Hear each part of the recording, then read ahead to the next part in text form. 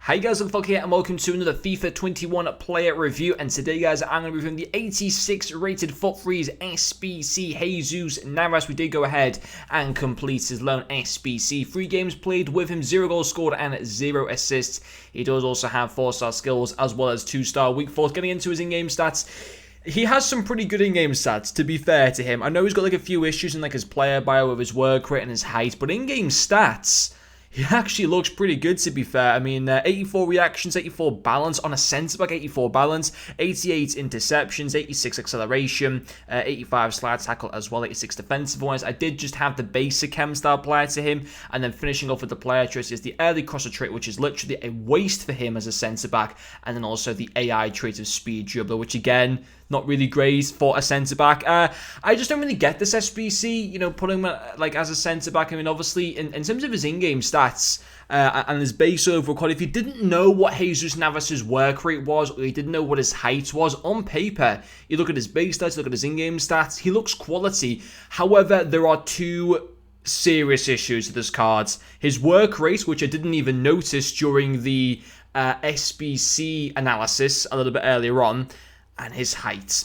Having a high attack and medium defense work rate as a centre-back and also being 5'8" in height, not a great combination. And I just wish that if EA, you know, if they're gonna do these position changes, make them good centre backs. Obviously, you can't make Jesus Navas 6'2" in height because, you know, I don't think EA would be allowed to just increase him by about 5 inches. But at least change his work rate to like a low high or something like that. You know what I mean? And it really is noticeable in game. His lack of height is, you know, sometimes the way that he won't be necessarily in the position that you want him to be because of his poor work rate. I did forget to add the work rate as a negative to this card.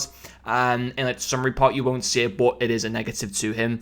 But at the same time, whilst there were a few issues, there were also a few positives. His pace is fantastic as a centre-back. I can't complain with that whatsoever. 86 acceleration and 80 sprint speed. The basic chem still gets that sprint speed as well, up to 85. He does feel quick. He feels even quicker for the fact that, you know, he is short, and his agility and balance are also actually really, really good. So in terms of pace and being able to, you know, keep up with opposition attackers, that was fine. You know, he could very much do that. There was no issues there whatsoever. And then also with tackling, he made quite a few tackles on, you know, in every game that I was playing with him. Countless amounts, to be quite honest. And I think when the ball is played on the deck, not when it's up in the air where issues start to occur, but when it's played on the deck and he's in the right position, he's actually pretty solid in being able to, you know, make good timed tackles. He's got 88 interceptions, which weren't too bad either in game. 86 defensive awareness. His stand tackle and side tackle as well are also in the mid-80s and go up into the high 80s with that that basic chem style. But yeah, his actual tackling itself in game was sound, but the two issues are his height. From an aerial position, and from opposition, like crosses coming in from set pieces, from open play, he may as well not be there, you know.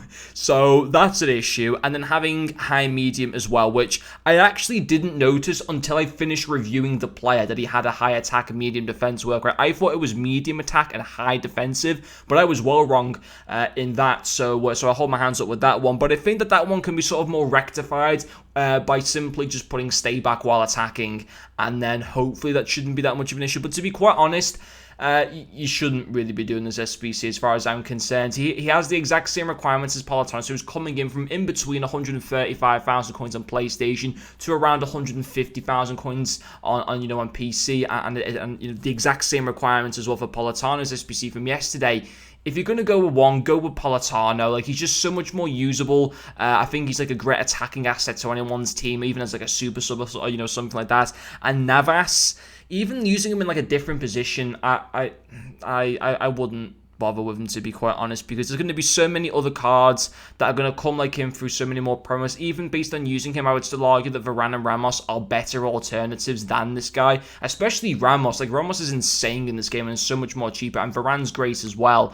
I just think it's an SBC that's that EA haven't really got right, and I'd personally just stay clear of it. But anyway, guys, hopefully you have enjoyed watching this video, and I'll see you guys later.